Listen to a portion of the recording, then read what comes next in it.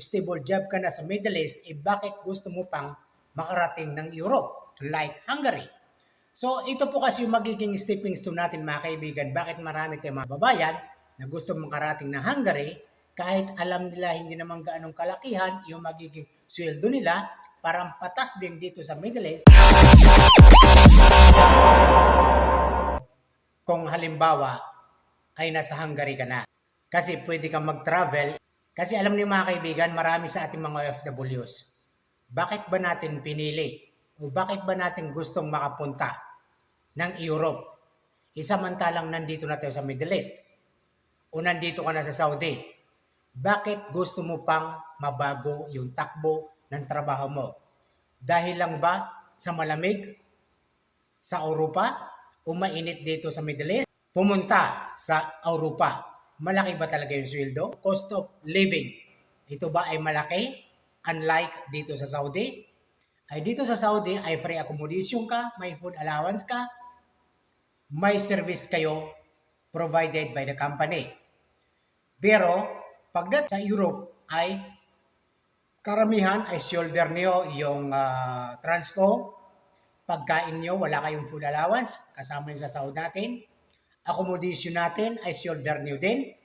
So, bibili pa tayo ng ticket, papunta roon, from Middle East to Europe. Galing sa bulsa natin yon. Marami tayong kakailanganin, yung processing fee, more or less 10,000 reals pataas. Or yung dummy ticket natin, gagastusan natin din yan. Yung travel insurance natin, sa atin din yan. Yung ating savings, more or less 1,000 euro. Dahil pagdating po natin sa Europe, ay hindi po tayo kaagad-agad binibigyan ng sweldo natin. Kailangan po natin na may extra tayo, ay statement of bank account.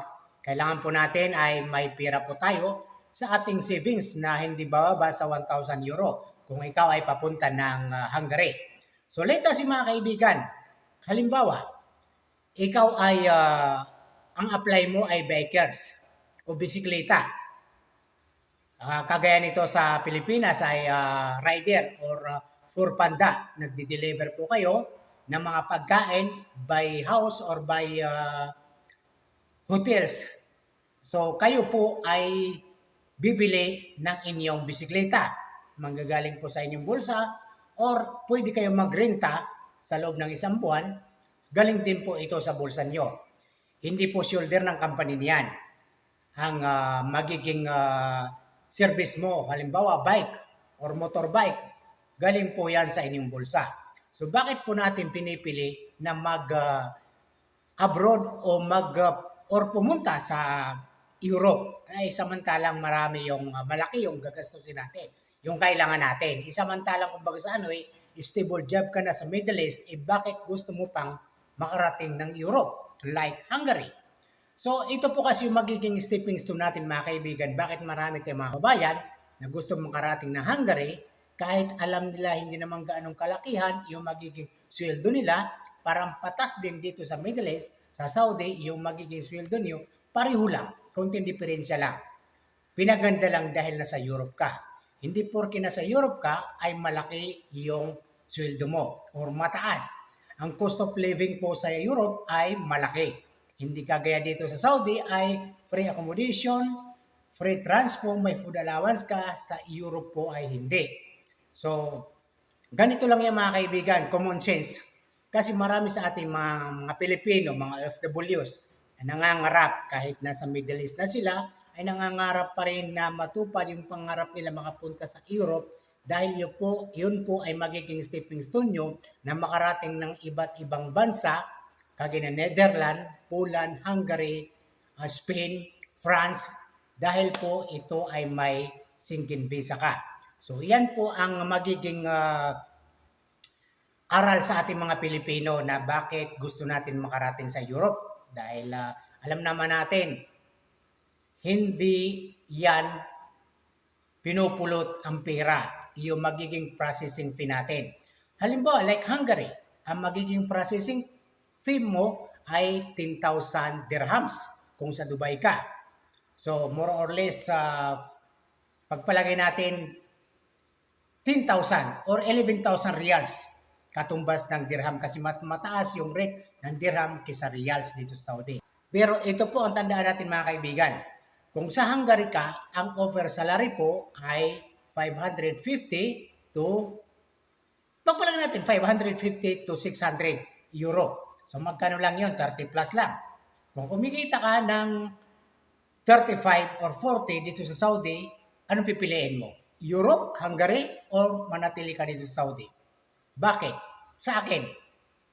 Kasi hindi naman porke kumikita ka ng 40 o 35 dito sa Saudi, ay masaya ka na.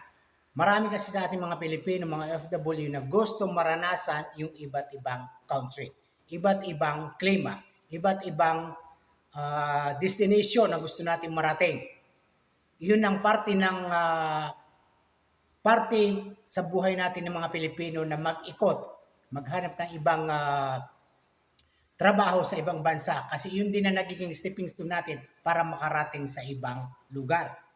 So, mga kaibigan, doon tayo mag-focus kung magkano ba talaga yung magiging sahod mo sa Hungary. Like for example, ako, bikers, or delivery rider ako.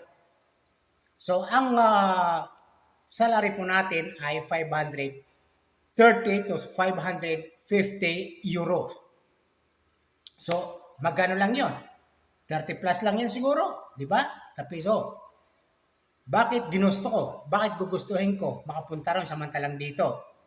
Nakapwesto na ako, stable na ako, sumusuldo ako, gagastos pa ako. Dahil iyan ay kasama sa pangarap natin yan, makarating ng iba't ibang bansa. So, dahil gusto ko rin makarating doon, dahil yun ang dahilan, matagal ko nang pinapangako yan. Pinapangarap yan sa buhay ko na makarating. At the first time na ito, baka mangyari sa buhay ko dahil sumubok na ako last 2022 pero hindi ako pinalad. Hanggang ngayon waiting pa rin ako. Baka ito. So balikan natin mga kaibigan kasi parang nandilito na kayo. Huwag kayong malito. Mag-focus tayo sa Hungary. Ang magiging sweldo mo po kung halimbawa ay bikers ka ay 530 euro. So yun po, fixed po yun ang sweldo mo. So babawasan pa natin yun ng accommodation. Bawasan natin ng 200. So magiging 250 euro na lang. Dahil magbabayad ka ng 200 para sa accommodation mo. Pero, napakaliit. Parang hindi ka mabubuhay. Pero, ito po ay depende po sa iyo. Nakasalalay po sa iyo kung paano ka kikita ng more than 2,000 euro sa loob ng isang buwan. Ito po ay sipag at tiyaga. Halimbawa, nakarating ka na ng Hungary, sa Budapest, yung po sentro ng Hungary. So, kaya nga po dapat may savings account tayo, may pera tayo, dahil pagdating mo sa Hungary ay kailangan mo magrenta ng bisikleta or bumili ng sarili mo or motorcycle. Pero kung kaya mo naman, mas maganda kung bumili ka ng bisikleta mo para service mo kung saan pupunta o magde-deliver ka.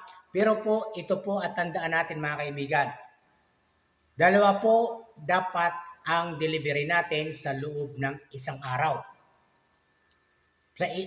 Ibig sabihin ba, kontento ka na roon sa sweldo mo? 550 euro? Babawasan pa ng 200 euro para sa accommodation mo? Siguro hindi. Ako hindi. Gusto ko mas higitan pa yon. Yung pangarap kong maabot yung 2,000 euro every month na magiging sweldo ko. Kaya bakit pumataas ang sweldo nila? Dahil sa overtime.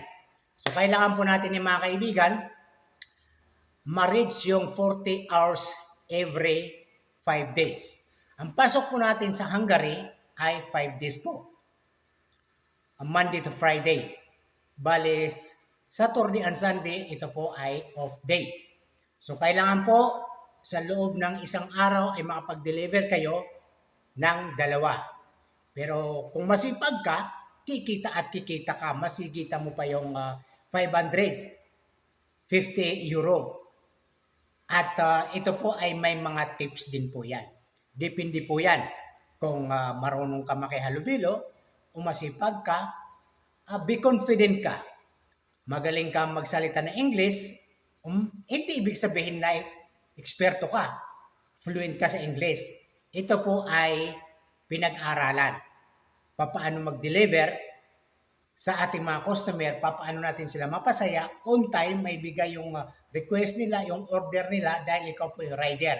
So ito po ay bayad na po yun. So bakit po tayo kikita na mas malaki doon sa expectation natin dahil ito po ay may mga tips na cash.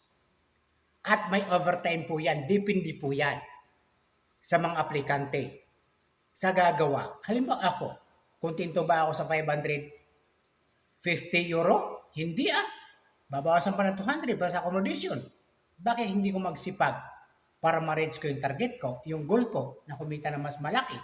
Di ba? So, yun po ang kailangan natin mga kaibigan. Huwag po kayong mas mag-expect na mas malaki ang sweldo sa Hungary. Abot ng 1,000 euro, yung basic mo. Hindi po. Ang basic po ay 550 to 600 lamang. Hindi ko lang alam sa iba, kasi magkakaiba po yan ng company. So, yun po mga kaibigan, sa sipag at tiyaga lang po yan, kikita kayo sa overtime. Pero tandaan po natin mga kaibigan, lahat naman tayo mga Pilipino, hindi tayo papayag na ang kikitain lang natin kung nasa Hungary tayo ay 550 euros lang. No way. Hindi po yun. Kailangan po natin kumita ng mas malaki. Kaya nga po tayo nakipag-sapalaran sa Hungary, like me. Kaya gusto ko, dahil gusto kong makuha yung pangarap ko na mas mataas na sweldo, mas makaipon ako. So, iyan lang po mga kaibigan. Kung kayo po ay desidido mag-apply sa papuntang Hungary, ay i-pursue nyo lang po.